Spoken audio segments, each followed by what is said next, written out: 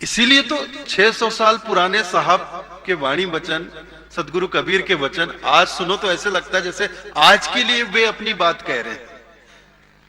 मतलब दुनिया बदली नहीं, जैसे 600 साल पहले थी वैसे ही आज। तो इसीलिए नहीं बदली क्योंकि हमने कभी संतों के उपदेशों को, उनकी शिक्षाओं को समझने का प्रयास ही नहीं किया। और जब तक समझेंगे नहीं कि वास्तविकता क्या है, यथार्थ क्या है, हम उसे ग्रहण करेंगे कैसे? और जब तक ग्रहण करेंगे नहीं उसका प्रभाव नजर आएगा कैसे? अरे आदमी बीमार पड़ता है, डॉक्टर के पास जाता है, डॉक्टर दवाइयों का पर्चा बना के दे देता है। डॉक्टर के लिखे हुए पर्चे को हाथ में लेके बैठे रहोगे, सुबह दोपहर शाम उसको 3 बार पढ़ते रहोगे तो क्या बीमारी दूर हो जाएगी? हो सकती है क्या? बीमारी कैसे दूर होगी? पर्चे में जो दवाइयां लिखी है उसे हम लें और नियम से, परहेज के साथ उसे ग्रहण करें, उसका सेवन करें। दवाइयां जब हमारे भीतर जाएंगी तभी हमारे शरीर में लगा हुआ रोग शरीर से दूर होगा, तभी हमारी बीमारी दूर होगी। तो संत रूपी जो वैद्य हैं उन्होंने इस दूषित, इस रुग्ण, इस बीमार समाज को जो औषधि दी है, जो उनके साहित्य हैं, जो ग्रंथ हैं, शास्त्र हैं, पुराण हैं, जिनमें उन्होंने औषधि रूपी उपदेश दिए हैं, उनकी शिक्षाएं हैं, उसको हम हाथ में लिए बैठे रहे। सुबह पढ़ लिए, दोपहर को पाठ कर लिए, शाम को पाठ कर लिए, संध्या पाठ कर लिए, जीवन भर ऐसे ही करते रहे तो हमारे महापुरुषों, हमारे संतों के वाणी वचनों का प्रभाव कभी समाज पर पड़ेगा?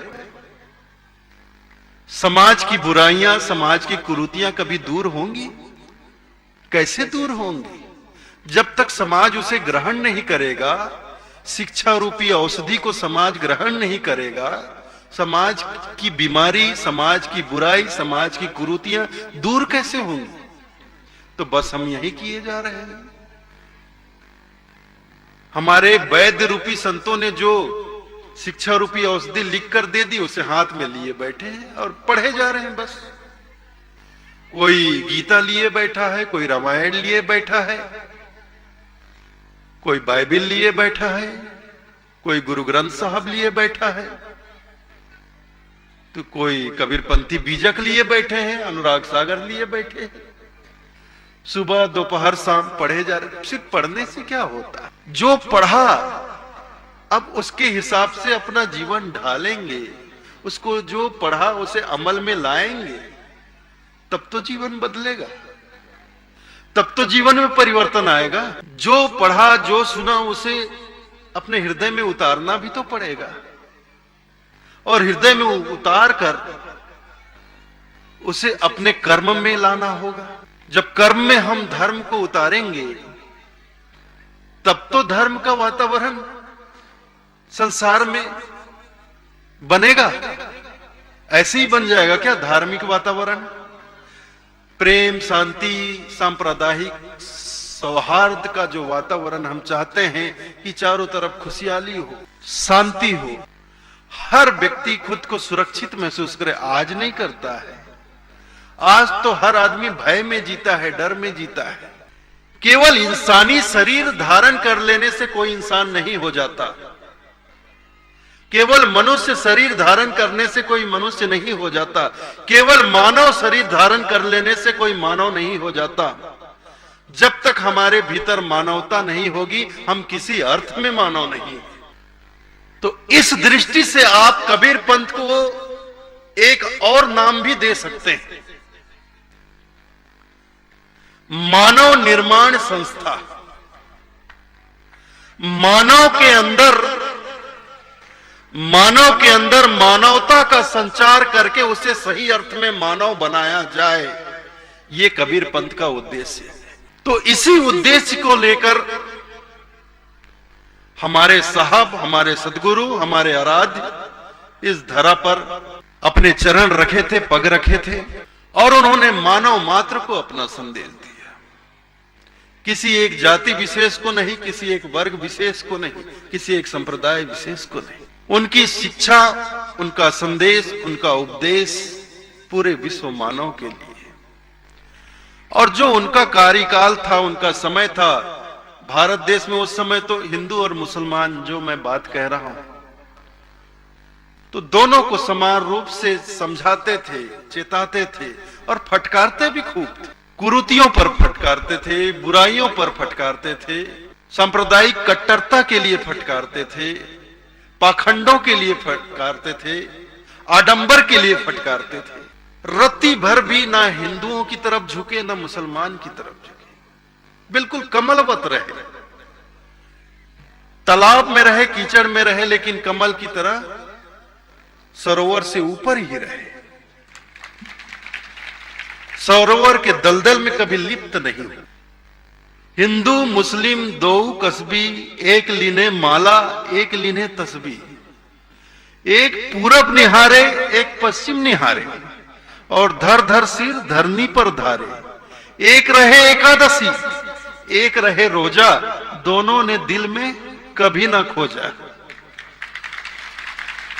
फिर कहां खोजा? एक जाए काबा, एक जाए काशी, दोनों के गले में पड़ गई है फांसी। कहे कबीर सुर्रे नर भोंदू, ये बोलन हार तुरुक की हिंदी। शरीर से हम हिंदू हो जाएं, मुसलमान, शरीर ही हो सकता है। हमारे भीतर जो आत्मा बैठी, जो हमारे भीतर रूह है,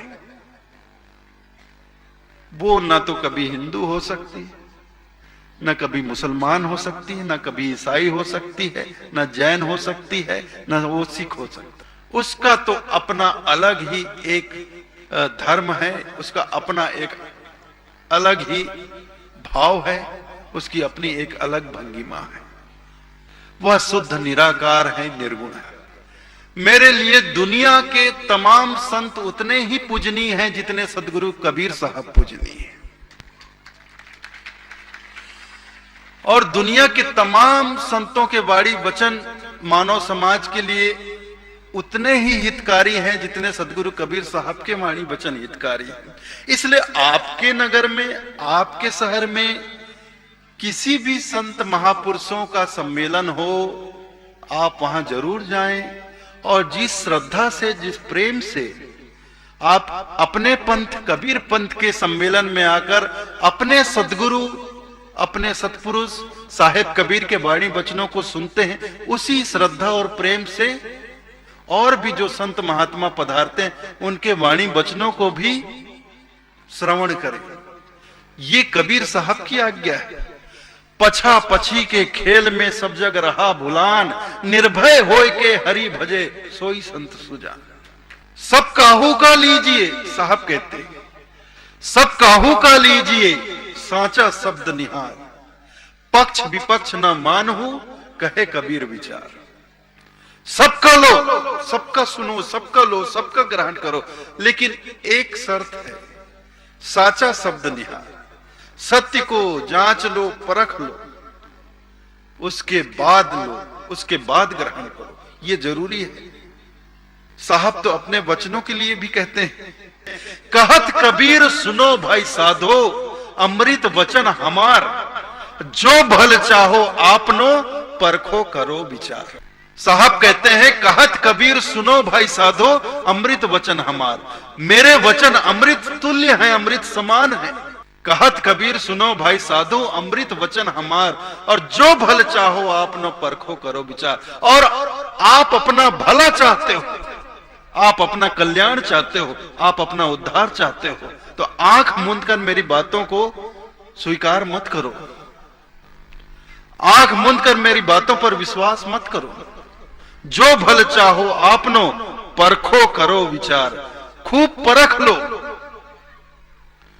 निरख लो, निरीक्षण कर लो, परीक्षण कर लो, निरख परख करके, विचार करके, अगर लगता है कि मेरी बातें ग्रहण करने योग्य है तो खुशी खुशी ग्रहण करो। नहीं लगता है, नहीं समझ में आता, छोड़ो, कोई जबरदस्ती का सौदा नहीं है, कहीं कोई जबरदस्ती का सौदा नहीं, कहीं कोई कट्टरता नहीं है। साहब से बड़ा उदारवादी विचारधारा मैं तो कहता हूं भारत में नहीं मिलेगी। आज के तथाकथित संत तो कहते हैं तुम हमारे पंथ में जुड़े हो, हमारी शाखा से जुड़े हो, हमारे मठ से जुड़े हो, तो किसी दूसरे मठ में मत जाना, किसी दूसरे संत के समारोह में सत्संग में नहीं जाना, किसी दूसरे संत की बातें मत सुनना, ये कहा जाता है।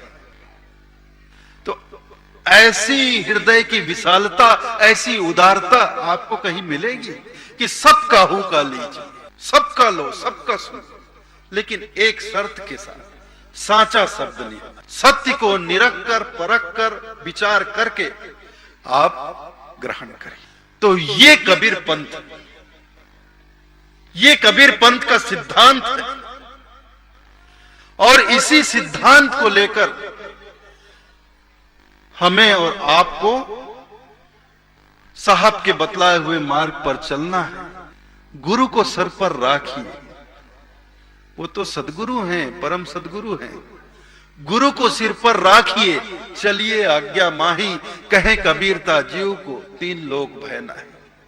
जो गुरु को मानुष कहे ते नर कहिए अंध, महादुखी संसार में आगे जम के। आप गुरु को कभी मनुष्य रूप में, देह रूप में मत देखना। किसी व्यक्ति का शरीर गुरु नहीं होता और किसी व्यक्ति का शरीर चेला नहीं होता। साहब ने स्पष्ट कहा, दीपक है तो घट उजियारा, ज्ञान गुरु मन चेला है, जाको सूझ परे ते मानुष, ना तो माटी ढेला है। ज्ञान का दीपक जल रहा हो तो घट में उजियारा होता। ज्ञान गुरु मन चेला, ज्ञान ही एक व्यक्ति का ज्ञान गुरु होता है और दूसरे व्यक्ति का मन चेला होता है। पूरब दिशा हरि को वासा, पश्चिम अल्लाह मुकामा है। अरे दिल में खोज, दिल में खोज, दिल ही में खोजो, यही करीमा रामा है। वो दिल में बसते हैं और उन्हें दिल में ही बसना है, इसलिए उन्होंने मनुष्य के शरीर में दिल बनाया। इस शरीर के अंदर हृदय एक ऐसा स्थल है जो परमात्मा ने अपने लिए सुरक्षित रखा है कि यहां मैं रहूंगा। ये सारा संसार किसने बनाया? इस ब्रह्मांड की रचना किसने की? परमात्मा ने की। जो इतना बड़ा ब्रह्मांड रच सकता है, सूरज, चांद, सितारे, धरती, आकाश, पाताल, इतना सब कुछ बना सकता है, अगर उसको मंदिर और मस्जिद में ही रहना होता तो क्या अपने लिए बढ़िया से बढ़िया मंदिर और मस्जिद खुद नहीं बना लेता? लेकिन उसे तो रहना है दिल में। और देखिए, दिल और दिल हम हमेशा तोड़ते हैं एक दूसरे का। हमेशा हम ऐसा कुछ करते हैं कि एक दूसरे का दिल दुखाते रहते हैं। जहां हमारा मालिक है, जहां हमारे मालिक का वास है, जहां हमारे मालिक बसते हैं, उस दिल को हम चोट पहुंचाते रहे। तो यही हमारी श्रद्धा है, यही हमारा भाव है, यही हमारी भक्ति है, यही हमारा प्रेम है, यही हमारी आस्था है कि जहां हमारे मालिक बसे उसी जगह को चोट पहुंचाओ। तो जहां मालिक विराजमान होते हैं, मालिक बसते हैं, वो तो प्रेम का संसार होता है। इसीलिए तो साहब ने दुनिया को और कुछ नहीं पढ़ाया। पोथी पढ़ पढ़ जग मुआ, पंडित भया न कोय, ढाई आखर प्रेम का पढ़े सो पंडित हो। साहब ने दुनिया को केवल 2.5 अक्षर का पाठ पढ़ाया। ना वो पोथी पढ़ाते हैं, ना पुराण पढ़ाते हैं।